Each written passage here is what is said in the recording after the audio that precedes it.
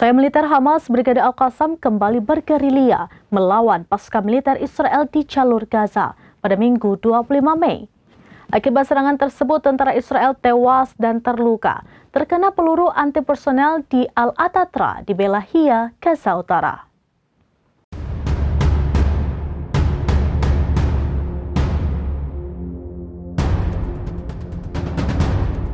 Usai militer Hamas, Brigade Al-Qassam kembali bergerilya melawan pasukan militer Israel di jalur Gaza pada Minggu 25 Mei.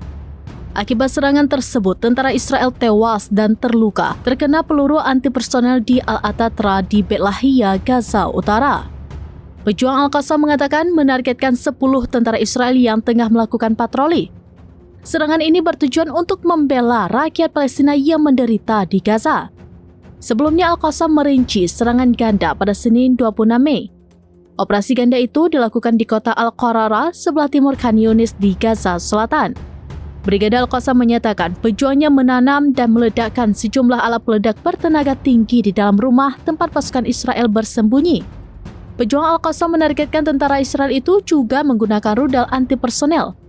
Akibatnya, struktur rumah tersebut runtuh dan menimbulkan korban.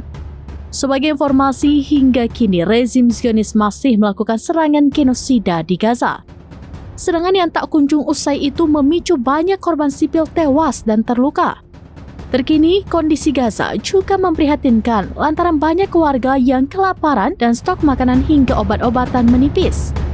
Dilaporkan rencana pendudukan Israel untuk mendistribusikan bantuan yang disebut zona penyangga gagal total.